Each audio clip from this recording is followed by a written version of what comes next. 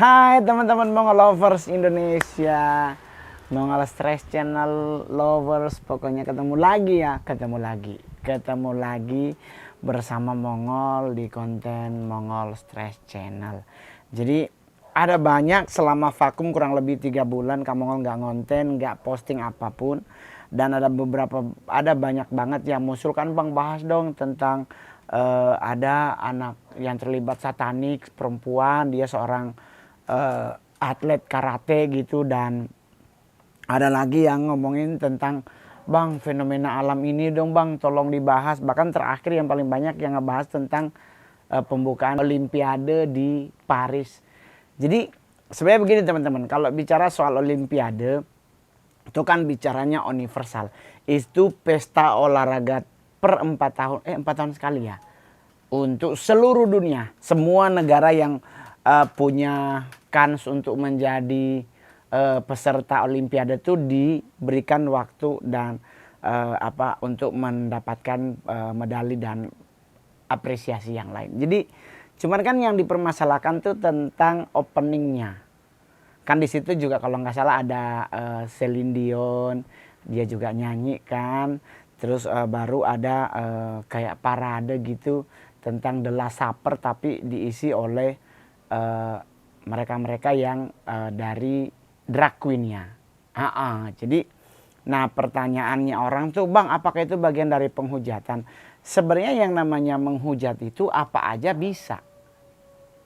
Bahkan termasuk kita yang melanggar perintah Tuhan dan meragukan kuasa Tuhan, itu juga termasuk salah satu bagian dari penghujatan. Tetapi mungkin yang tidak ekstrim.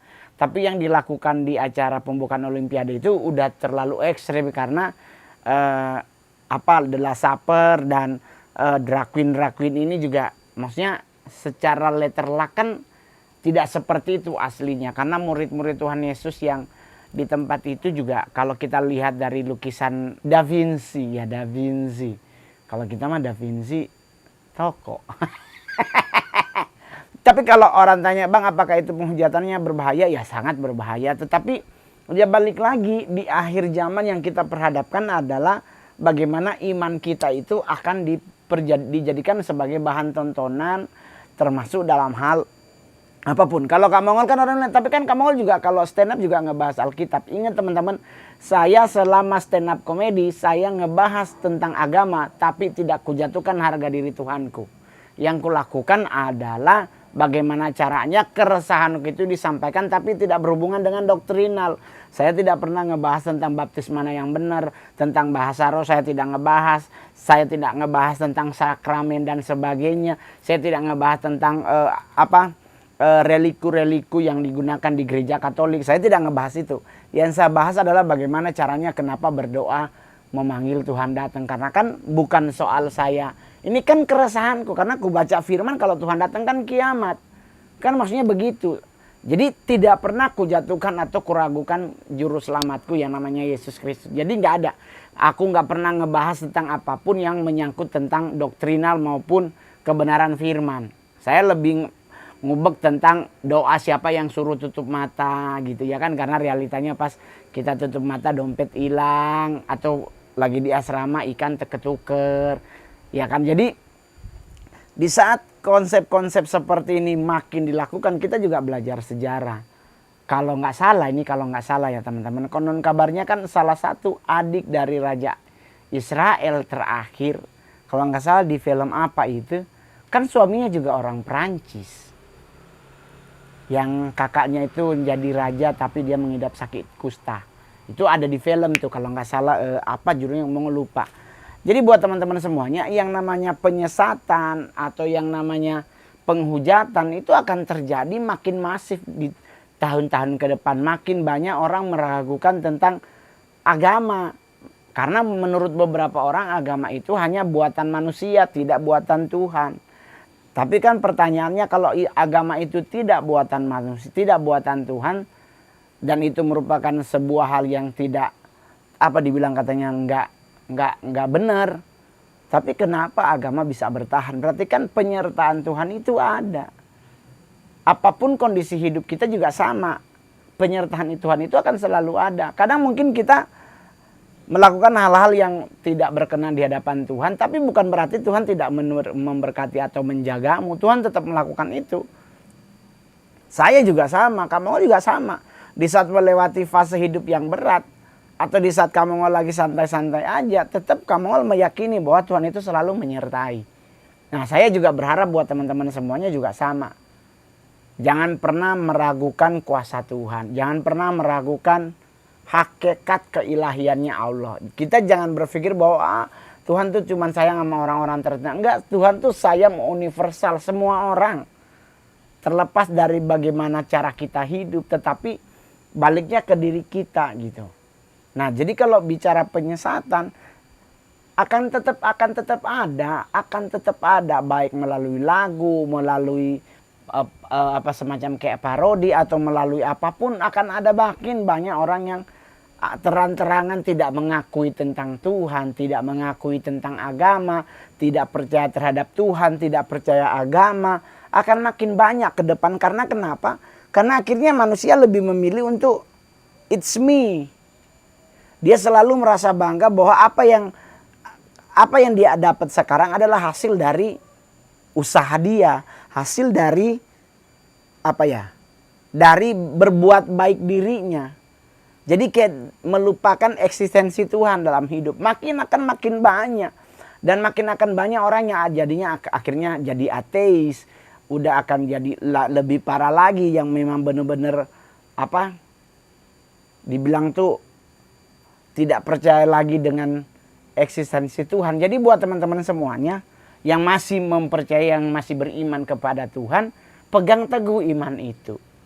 Pegang teguh, jangan sampai lolos atau jangan sampai lost dari hidup kita cuman karena masalah persahabatan, pertemanan, pernongkrongan, nongkrong dengan orang-orang yang akhirnya jadi ateis atau middle ateis atau benar-benar full ateis yang di akhirnya lebih ke ya udah buat apa, semua juga gue kerja, gue sukses, gue berhasil.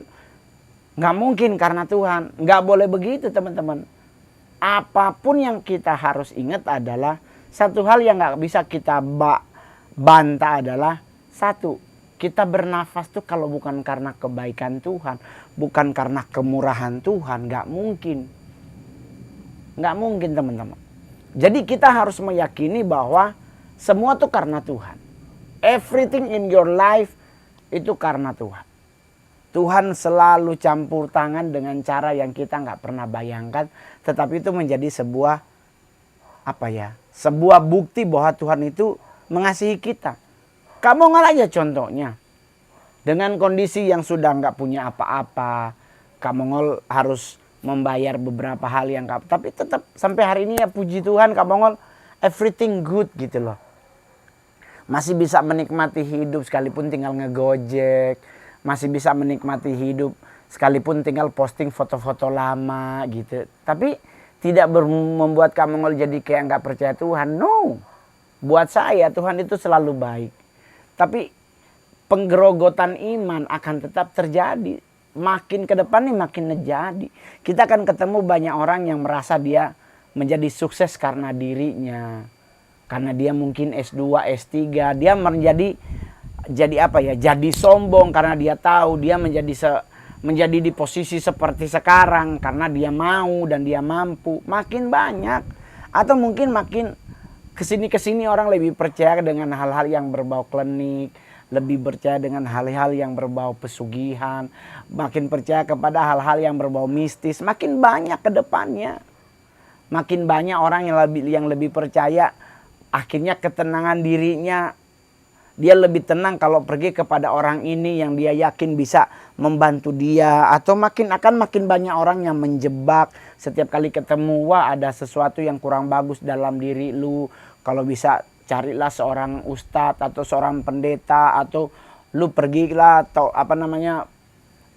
bersih diri ke apa. Makin banyak yang akan kita alami di tahun-tahun ke depan. Nah hal-hal seperti ini adalah hal yang melanggar iman. Kalau bahasa muslimnya adalah mulai mengalami musyrik mania. Makin banyak orang yang lebih percaya hal-hal yang musyrik daripada kebaikan Tuhan. buat Kamongol kayaknya kalau kita mengambil posisi tersebut berarti kita mulai bukan lagi lemah, kita jadi hopeless. Hopeless itu apa ya? Jadi kayak hilang pengharapan, kayak nggak ngerti lagi gimana. Jadi nggak boleh teman-teman, kita harus bangkitkan iman kita. Oleh sebab itu rajinlah kalau boleh ya, ikut komsel, ikut ibadah, ikut pengajian, ikut tauziah siapa datang, atau tadarusan ada waktu. Buat teman-teman Kristen baca Alkitab setiap hari, buat teman-teman yang agama lain lakukan perintah agamamu. Jadi untuk buat apa sih? Untuk berjaga-jaga dari nanti kalau kita dapat rongrongan yang tidak baik, kita nggak akan tergerus. Karena kenapa? Pondasi iman kita sudah terbangun dengan kokoh. Jadi nggak usah pusing mau ada pelecehan di Amerika, di Olimpiade, it's not my business. Anggaplah itu hanya sebatas tontonan. Yang perlu kita lakukan adalah apa? Nggak usah ikut-ikutan demo, nggak usah ikut-ikutan menghujat. Kita doakan aja buat mereka. Semoga di mata mereka tuh mata kalau bahasanya mata yang penuh dengan hal-hal negatif, biar Tuhan singkapkan dan melihat bahwa hidup mereka tuh menjadi sukses karena pasti Tuhan yang menyertai. Jadi kita nggak usah khawatir. Is everything in your life tuh sertakan Tuhan aja yang paling benar. Ya toh? Tapi bang kan abang enak, abang punya duit banyak. Enggak teman-teman, Kamongol nothing, udah nggak punya apa-apa lagi. Aksesoris Kamongol udah di pegadaian semua, bahkan belum tentu bisa ketebus. Kamongol harus mulai lagi dari nol. Kamongol harus bayar utang kemarin buat modal usaha yang ternyata usahanya juga tidak berjalan dengan baik. Tetapi bukan berarti Kamongol harus tidak lagi percaya kepada Tuhan. No. Setiap orang tuh punya fase. Kita nanam bunga aja nggak mungkin nanam langsung berbuah, kan ada prosesnya. Kita bikin kopi instan aja kita nunggu air mendidih. Kan nggak mungkin kopi instan lu taruhin air biasa naik kopinya, kagak berasa wangi kopinya, ya kan? Di proses itulah kita mengalami namanya fase indah. Jadi buat teman-teman gak usah terlalu khawatir. Mau nanti akan apa? Makin kesini ingat ya teman-teman. Apalagi khusus teman-teman Kristen. Di saat dilakukan opening itu dan mereka melakukan parodi perform tersebut. Yang ikut komplain kan bukan cuma Kristen. Banyak orang yang ikut membela dan akhirnya dari pihak Olimpiade menyatakan permintaan maaf. Berarti itu udah direncanain. Tapi setelah dihantam oleh banyak pihak, baru mereka menyadari sebuah kesalahan dan meminta maaf. Nah, yang perlu kita lakukan adalah ya udah terima permintaan maaf mereka.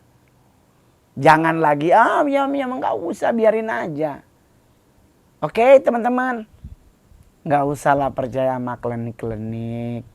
Kagak usah pergi ke pohon-pohon, enggak usah. Masuk dalam kamar.